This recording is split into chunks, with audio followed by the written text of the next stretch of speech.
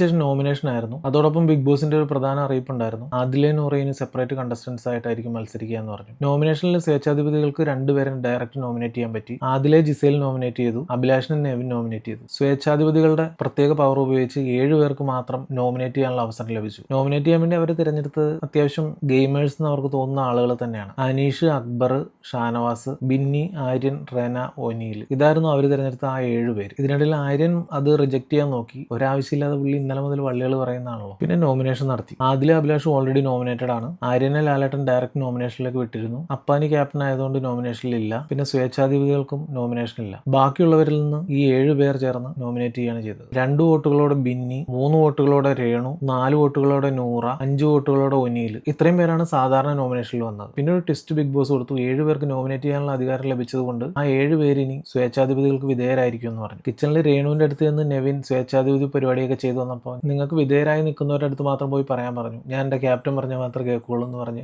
രേണു അവിടെ സ്കോർ ചെയ്തു. സ്വേച്ഛാധിപതി ചമ്മിപ്പോയി എന്ന് എല്ലാവരും പറയുന്നുണ്ടായിരുന്നു. വിധേയരായവരെ കിച്ചണിലൊക്കെ നിയമിക്കാൻ നോക്കി ആകെ പ്രശ്നമായി. കിച്ചണിൽ കുക്ക് ചെയ്യുന്നതിന്റെ അവിടെ ആകെ ബഹളം ഉണ്ടാക്കി. അനു ഒരു കാര്യം സമ്മതിക്കുന്നില്ല, പുതിയ ആളെ കൊണ്ട് കുക്ക് ചെയ്യാൻ സമ്മതിക്കുന്നില്ല. ശരിക്കും പറഞ്ഞാൽ ആരെങ്കിലും ഒക്കെ വന്ന കുക്കിംഗ് പരിപാടി തീർത്തു തരും എന്ന് പറയുന്ന ഒരു നല്ല കാര്യമായിട്ട് കണ്ട് അതിൽ നിന്ന് മാറിക്കൊടുക്കുകയാണ് വേണ്ടത്. പക്ഷെ അനു ഒരു കാര്യം വിട്ടുകൊടുക്കാനുള്ള, അനു എന്തുകൊണ്ടാണ് അത്രയും വാശി പിടിക്കുന്നത്? ഇതുപോലുള്ള കാര്യങ്ങൾക്ക് എല്ലാത്തിനും എതിരെന്തിനാണ് നിൽക്കുന്നതെന്ന് ഇതുവരെ മനസ്സിലായിട്ടില്ല. അനുവിന്റെ ഗെയിമാണെന്ന് വേണേൽ പറയാം, പക്ഷെ അത് അവിടുത്തെ കാര്യങ്ങളുടെ, പ്രത്യേകിച്ച് കുക്കിങ്ങിന്റെ കാര്യങ്ങളുടെയൊക്കെ സ്മൂത്ത് റണ്ണിങ്ങിനെയൊക്കെ ബാധിക്കുന്നതായിട്ട് പലപ്പോഴും കാണാറുണ്ട്. അങ്ങനെയുള്ള കാര്യങ്ങളെയൊന്നും സപ്പോർട്ട് ചെയ്യേണ്ടതായിട്ടുള്ള ആവശ്യമുണ്ടെന്ന് തോന്നിയിട്ടില്ല. അപ്പാനി ഓൾറെഡി കൺട്രോൾ പോയി നിൽക്കുകയാണ്. ഈ ടാസ്ക് എങ്ങനെയെങ്കിലും മര്യാദയ്ക്ക് നടത്തണം എന്നുള്ളത് അപ്പാനിക്ക് മനസ്സിലായിട്ടുണ്ട്. പക്ഷെ അനു ഇതിനകത്ത് ഒരു റിബലായിട്ട് നിൽക്കുകയാണ്. ടാസ്ക് മുമ്പോട്ട് കൊണ്ടുപോകണം എന്നുള്ളതിനെ പറ്റി ഒരു ചിന്തയില്ല. ഈ പ്രശ്നത്തിന്റെ ഇടയിൽ അപ്പാനിക്ക് പെമ്പിള്ളേരെ കാണുമ്പോൾ ഒരു ഇളക്കാന്ന് അനുമോൾ പറഞ്ഞു. അത് കേട്ട ഉടനെ തന്നെ അനുമോളോട് പറഞ്ഞു വ്യക്തിവൈരാഗ്യം തീർക്കരുതെന്ന് പറഞ്ഞു. ഇപ്പൊ പറഞ്ഞ കാര്യം തന്നെ പറയാനുള്ളൂ. ഇതെല്ലാം വ്യക്തിപരമായിട്ട് മാത്രമാണ് അനുമോൾ എടുക്കുന്നത്. ശരിക്കും പറഞ്ഞാൽ അങ്ങനെ നടന്നിട്ടുണ്ടെങ്കിൽ അനു പറഞ്ഞ കേട്ട് കിച്ചണിൽ കഴിഞ്ഞ ആഴ്ച ക്യാപ്റ്റനായിട്ട് നിന്നാണ് പുള്ളിയത് ആകെയുള്ള ഒരു കുഴപ്പം. അവിടെ പ്രശ്നം ഉണ്ടാവരുതെന്ന് വിചാരിച്ച് അനുമോളുടെ താളത്തിനൊത്ത് തുള്ളിയിട്ടുണ്ട്. അതെല്ലാം നമ്മൾ കണ്ടാണ്. എന്നിട്ട് ഇപ്പൊ അപ്പാനി ക്യാപ്റ്റൻ ആയപ്പോൾ എല്ലാവർക്കും വേണ്ടി തീരുമാനങ്ങൾ എടുക്കേണ്ടി വന്നപ്പോൾ അനുമോൾക്ക് അത് സമ്മതിക്കാൻ പറ്റണില്ല. അതിനുശേഷം ഒരു ബർത്ത്ഡേ ആഘോഷവും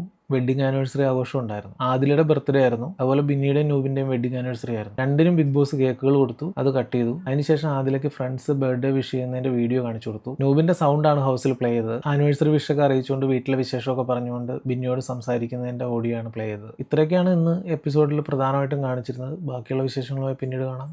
താങ്ക്